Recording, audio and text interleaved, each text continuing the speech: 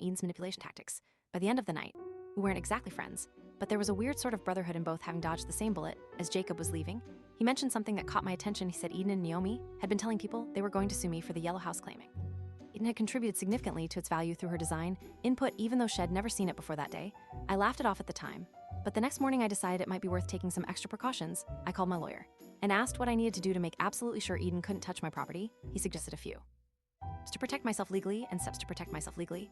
And that's when I had an idea, a way to finally put this whole mess behind me and make sure Eden and Naomi couldn't twist the narrative any. I made some calls, pulled some strings, and set things in motion. 3 days later, I invited a select group to the yellow house, my parents, a couple close friends who stood by me, Haley, Eden's former bridesmaid. And on a whim, Jacob, I didn't tell them why, just asked them to meet me there at noon on Saturday. The surprise on their faces when they pulled up to the yellow monstrosity was priceless. But the real shock was yet to come.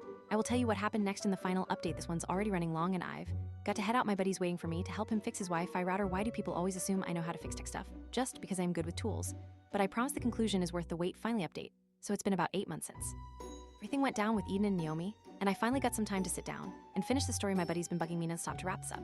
He's literally sitting on my couch right now playing Elden Ring and occasionally yelling finish the red thing at me. First off, thanks for all the support on the previous parts. Reading your comments actually helped me process a lot of this stuff. Who knew internet strangers could be more supportive than your own wife? Anyway, here's how everything played.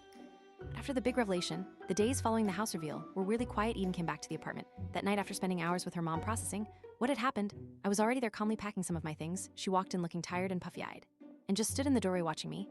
I kept folding my clothes like she wasn't even there. Finally, she broke the silence by asking where I was going. I told her I'd be staying with my buddy Beckett for a while until we sorted things out. She nodded like this made perfect sense, then hit me with something I wasn't expecting. She wanted to try counseling. Yeah, I know. After all the scheming, the lies, the literal plans to divorce me that it uncovered, she wanted to work on our marriage. I almost laughed in her face, but managed to keep it together. I asked her why she suddenly had to save a relationship. She'd been wanted to save a relationship she'd been actively sabotaging since before we even said our vows. Her answer was interesting. She claimed she'd got caught up in her mother's expectations and plans that deep down she did care about me, but had been confused about what she really wanted. That seeing how much effort I'd put into building something, even if it was an intentional monstrosity, made her realize I was serious about our future. For about half a second, I almost bought it. Then I remembered the phone call. I'd overheard the way she'd laughed at her mother's cruel wedding toast, the credit check she'd run without my knowledge, the text with Jake Bid seen on her phone.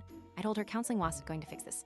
Nothing was going to fix this. I'd already filed for divorce, and the papers would be delivered to her tomorrow. Her face changed so fast, it was scary. The tearful repentant wife act vanished, replaced by cold fury. She told me I'd regret this, that no one threw away a relationship with that. I was making the biggest mistake of my pathetic little life.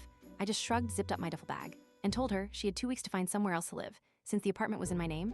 Then I left while she was still screaming at me. The divorce itself was surprisingly straightforward. I had all